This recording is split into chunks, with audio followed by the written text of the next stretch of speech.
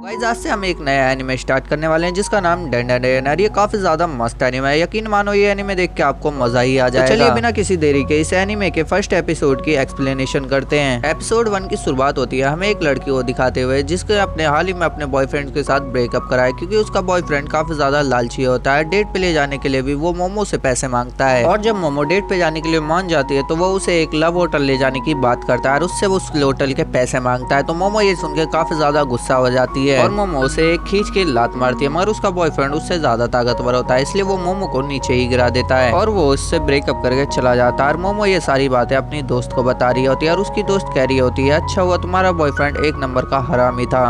और उसकी फ्रेंड उससे पूछती है पता नहीं तुमने उसके अंदर क्या देखा था। तो मोमो उसे बताती है कि उसके फेवरेट एक्टर की तरह दिखता था जिसका नाम केंता काकुरा है। और मोमो बताती है कि उसे सिग्मा टाइप के लड़के ही काफी ज्यादा पसंद आते हैं। तो उसकी फ्रेंड बताती है ऐसे लड़के दिखना तो अब बंद ही हो गए हैं, आजकल तो सब रील पे मुजरा करने लगे हैं। और ये सब सुन के मोमो काफी ज्यादा उदास हो जाती है और सोच रही होती है उसको फेवरेट एक्टर केंता काकुरा जैसा मर्द कब मिलेगा। तभी उसकी नजर एक क्लास में जाती है जहाँ पर क्लास के सभी लड़के एक चश्मा पहने हुए लड़के को परेशान कर रहे होते हैं और उसकी तरफ कागज फेंक रहे होते हैं। दूसरी तरफ वो लड़का तो अपनी मैगजीन पढ़ने में काफी ज्यादा बिजी होता है और मोमो को ये सब देख के बिल्कुल भी अच्छा नहीं लगता, इसलिए वो उस लड़के के पास जाके बेंच पे बैठ जाती है और बाकी सारे लड़कों को घूरने लगती है, जिस वजह से वो सारे लड़के उसके ऊपर कागज फेंकना बंद कर देते हैं। मोमो वापसी क्लास से बाहर चली जाती है और वो सोच रही होती है वो अपना गुस्सा किसके पास निकाले। तभी वो चश्मिश लड़का मोमो के पास आ जाता है और उसे लग रहा होता है कि मोमो उसे पसंद करती है, इसलिए वो उसके पास आके बैठी थी। तो वो बताती है कि शायद उसे कोई गलतफहमी हो गई, वो तो उसके अंदर बिल्कुल भी इंटरेस्ट रही है। लेकिन फिर वो मोमो को अपनी मैगजीन के बारे में बताने लगता है और उसे बता रहा होता है कि यूएफओ और एलियन सच में होते हैं, मगर सरकार हमें इस बारे में कुछ नहीं बताती और कई सारे सबूत भी मिले जिसमें यूएफओ और एलियन को देखा गया है। मोमो बोलती है कि उसे नहीं लगता एलियन और यूएफओ जैसी कोई भी चीज होती है और उसे उस चीज को जानने में कोई भी इंटरेस्ट नहीं है। और फिर मोमो ये कह के वहाँ से जाने लगती है, मगर वो लड़का फिर भी चुप नहीं होता और एलियन और यूएफओ के बारे में बातें करने लगता है। और ये सुन के मोमो गुस्सा हो जाती है और कहती है कि अपनी ये बकवास बंद करो, शायद इसलिए तुम्हारा कोई भी दोस्त नहीं है, ना ही कोई तुम्हारा दोस्त बनना चाहेगा। ये सुन के उस लड़के के हाथ में से उसकी मैगजीन गिर जाती है और ये देख के मोमो को भी एहसास होता है ने कुछ ज्यादा ही बोल दिया और वो उसकी मैगजीन उठाते हुए उससे माफी मांगने लगती है और उससे कह रही होती है कि मेरे को नहीं लगता एलियन जैसी कोई भी चीज होती है, लेकिन वो मानती है कि भूत सच में होते हैं। ये सुन के वो लड़का हंसने लगता है और वो कहता है कि भूत जैसी कोई भी चीज नहीं होती है, तुम शायद पागल हो गई हो। तो ये सुन के मोमो तो काफी ज्यादा उसके ऊपर भड़कने लगती है और वो दोनों आपस में ही लड़ने लगते हैं। मोमो का मानना था कि भूत ही सच में होते हैं, पर एलियन जैसी कोई भी चीज नहीं होती। दूसरी तरफ उस लड़के का मानना था कि एलियन असलियत में होते हैं, भूत जैसी कोई भी चीज नहीं होती है। फिर वो दोनों आपस में लड़ रहे होते हैं और मोमो की फ्रेंड उन दोनों को लड़ते हुए देख लेती है और मोमो की फ्रेंड को लग रहा होता है कि मोमो ने अपने लिए नया बॉयफ्रेंड ढूंढ लिया और उन दोनों की जोड़ी उसे काफी अच्छी लगती है। और मोमो उस लड़के को अब चैलेंज करते हुए कहती है कि वो किसी भूतिया जगह पे जाके देखे,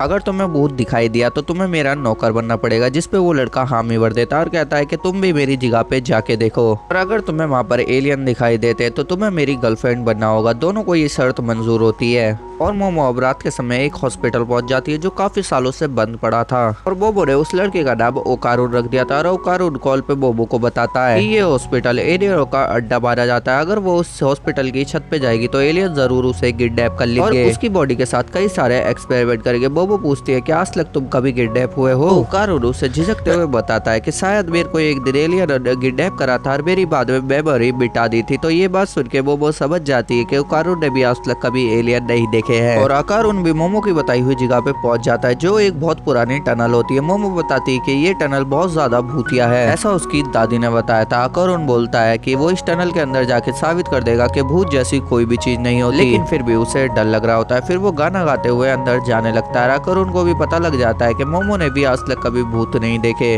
और ओकारुन मोमो के ऊपर चिल्लाते हुए कहता है जब तुमने कभी खुद भूत नहीं देखे तो तुम उनों के ऊपर यकीन कैसे कर सकती हो। मोमो उसे बताती है कि उसकी दादी जो है वो एक भूत मीडियम है, मतलब वो भूतों को देख कर उनसे बातें कर सकते हैं और उसकी दादी ने ही उसे पाला है क्योंकि उसके पेरेंट्स मर चुके होते हैं। जब मोमो छोटी थी तो वो उसके सर पे हाथ रख के एक रिचुअल पोज बनाती थी और वो इसी पोज बना के अपने स्कूल भी जाया करती थी, जिस वजह से स्कूल के बच्चे उसका काफी ज्यादा मजाक बनाते थे और मोमो जिस लड़के को पसंद करती थी वो लड़का भी उसका मजाक उड़ाने लगता है और मोमो को ये सारी चीजें देख के काफी ज्यादा बुरा लगता है। फिर वो अपनी दादी के ऊपर गुस्सा करने लग जाती है और उन्हें काफी ज्यादा बुरा भला कहती है, जिसके बाद उन्हें अपनी अपनी दादी से कई दिनों तक बात ही नहीं करी, लेकिन मोमो को भी रियलाइज होता है कि मोमो को इस बात से गुस्सा नहीं आया था कि उसने लड़के ने मोमो का मजाक उड़ाया, बल्कि मोमो को इस बात से गुस्सा आया था कि उस लड़के ने उसकी दादी का मजाक उड़ाया, क्योंकि मोमो अपनी दादी से काफी ज्यादा प्यार करती है और मोमो को अपनी दादी पे पूरा भरोसा होता है, इसलिए इसे इस बात पे भी भरोसा है कि भूत होते हैं। अब वो कारून से पूछते हैं क्या तुम्हें लगता है एलियन सच में होते हैं, और वो इस बात पे कुछ नहीं कहता और बताता है कि इसके पीछे कोई रीजन हो ये जरूरी नहीं। और अब आकर उनको टनल के अंदर खून के पंजों के निशान दिखाई देते हैं और वो जैसे ही पीछे मुड़ता है तो उसे एक डरावनी सी बुढ़िया उसके पीछे खड़ी दिखाई देती है, जो कि एक भूत होती है। अब आकर तुरंत ही गुफा से बाहर भागने लगता है और मोमो उसकी चीखें सुन के समझ जाती है कि उसने टर्बो ग्रैनी को देख लिया है। ऐसा माना जाता है अगर टर्बो ग्रैनी किसी को पकड़ लेती है तो उसके ऊपर कर्ज लगा देती है। और आकर दूसरी तरफ बहुत तेजी से भागने की कोशिश कर रहा होता है, टर्बो ग्रैनी उस तक पहुंच जाती है और उनकी कॉल भी कट हो जाती है। अब ये देख के मोमो उसकी मदद करने के लिए जल्दी से वहां से बाल निकलने लगती है और तभी मोमो के सामने 3 अजीब से इंसान आ जाते हैं जो असल में एलियन होते हैं। और मोमो दूसरी तरफ भागने की कोशिश करती है, लेकिन वो एलियन मोमो को पकड़ लेते हैं। फिर उसके बाद उसके सारे कपड़े फाड़ देते हैं। फिर मोमो को होश आता है तो वो उसके हाथ पैर बंधे हुए होते हैं और वो मोमो को बताते हैं वो काफी ज्यादा इंटेलिजेंट एलियन है और ह्यूमन कैसे रिप्रोडक्शन करते हैं वो उसको जानने आए हैं, क्योंकि वो तो सिर्फ अपनी संख्या बढ़ाने के लिए क्लोन टेक्नोलॉजी का यूज करते हैं। वो लोग भी इंसानों की तरह रिप्रोडक्शन करना चाहते हैं, इसलिए वो इंसानों को किडनैप करके उनके रिप्रोडक्टर ऑर्गन निकालते हैं। और अब ये सारे लोग मोमो के साथ इंटरकोर्स करेंगे। फिर इसके बाद रिसर्च के लिए मोमो के सारे ऑर्गन्स निकाल लेंगे। मोमो चिल्लाते हुए उनसे कहती है कि वो लोग उसे जाने दे, लेकिन अब एलियन अपनी कुछ अजीब सी पावर का यूज करते हैं ताकि वो हिप्नोटाइज होके उन सब की सारी बातें मानने लगे। लेकिन मोमो काफी दिमाग से मजबूत होती है और मोमो पे इनकी पावर का कुछ ज्यादा असर नहीं होता। वो मोमो के ऊपर एक्सपेरिमेंट करना शुरू कर देते, तभी मोमो का फोन बजने लगता है और एलियन जब मोबाइल उठाने जाता है तो उसे एक जोरदार लात पड़ती है। फिर मोबाइल के अंदर से एक भूत निकलने लगता है और ये भूत दूसरे एलियन को दूर फेंक देता है। ये भूत कोई और नहीं होता, हमारा आकुरुन होता है जिसपे टर्बो ग्रैनी का कर्ज लुका चुका होता है और आकुरुन खुद को कंट्रोल नहीं कर पा रहा होता। टर्बो ग्रैनी उसके ऊपर हावी हो रही होती है और ये देख के दूसरा एलियन कहता है कि मोबाइल से टेलीपोर्ट होने वाली पावर तो अभी तक उनों के पास भी नहीं है और जो भी तुम हो यहाँ से चले जाओ वरना मैं अपना बनाना तुम में दे दूंगा। और ये बोलने के बाद वो अपनी पावरों का इस्तेमाल करने लगते हैं, लेकिन टर्बो ग्रैनी इतनी तेज होती है कि एलियनों की शक्तियों का उस पर कोई भी असर नहीं होता और वो दूसरे एलियन का बनाना काट के फेंक देती है और तीसरा एलियन टर्बो ग्रैनी के ऊपर अटैक करके उसे दूर फेंक देता है और बोलता है कि हमने आज तक इंसानों के ऊपर कोई भी हमला नहीं किया है, तो चुपचाप अपना बनाना हमें दे दो। और आकुरुन ये बात सुन के उन्हें सारी चीजें देने के लिए तैयार हो जाता है और कहता है कि मैं कितने टाइम से एलियनों को देखना चाहता था, कि बचपन से उसका कोई भी दोस्त नहीं था। उसे लगा था कि एक कम से कम एलियन तो उससे दोस्ती करेंगे। वो इसलिए बचपन से ही आसमान को घूमता रहता था और सोचता था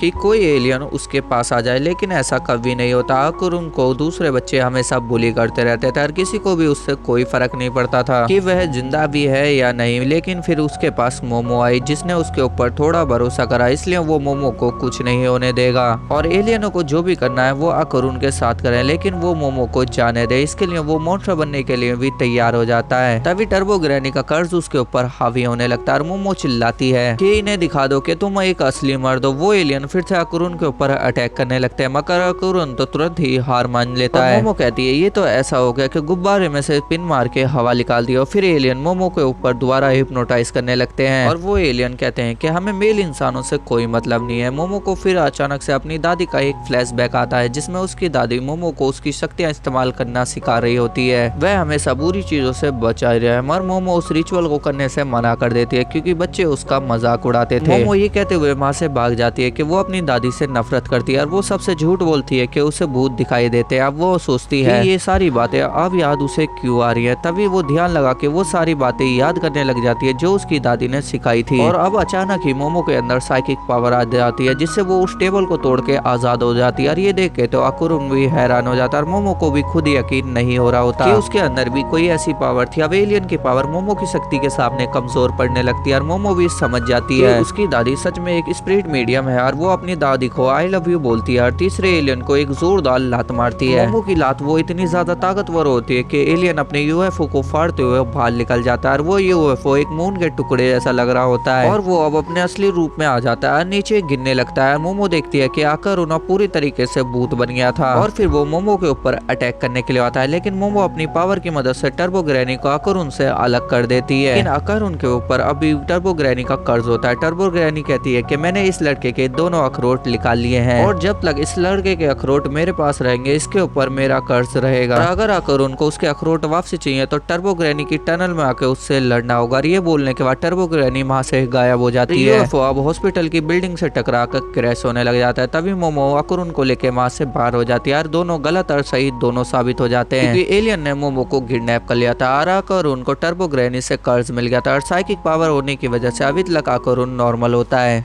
और अगर मोमो अपनी पावर को अकरुण के ऊपर से हटा देती है तो वो वापसी टर्बो ग्रैनी में बदल जाएगा। और ये सुन के वो टनल की तरफ दोबारा जाने लगता है कि उसे टर्बो ग्रैनी के हराने के बाद ही उसके कर्ज से मुक्ति मिलेगी। फिर वो अपने कपड़े उतार के मोमो को देता है ताकि मोमो अपने घर चली जाए। मोमो कहती है कि वो उसके साथ चलेगी क्योंकि उसको उसकी हेल्प करनी है। ये सुन के अकरुण कहता है कि वो उसकी मदद क्यों ही करेगी क्योंकि वो बस एक लूजर है। मोमो उसके कपड़े वापस करके उसके साथ चलने लगती है। अकरुण बोलता है ठीक है तुम मेरे साथ चल लो मगर ये कपड़े तो पहन लो वरना वो कंट्रोल नहीं कर पाएगा। और ये सुन के मोमो के दिल में धक धक होने लगती है क्योंकि केन ताकाकुरा ने भी ये लाइन एक बार मारी थी। और अब वो सोचती है कि उसने तो अभी तक इसका नाम ही नहीं पूछा। फिर वो उससे नाम पूछती है। अब अकरुण अपना नाम बताता है तेन काकाकुरा। ये सुन के तो मोमो के होश उड़ जाते हैं और उसके पीछे वाला यूएफओ भी फट जाता है। और इसी सीन के साथ ये वाला एपिसोड खत्म हो जाता है। आई होप आपको ये एपिसोड काफी ज्यादा पसंद आया होगा। अगर पसंद आया हो तो हमारी इस वीडियो को एक लाइक जरूर कर दे।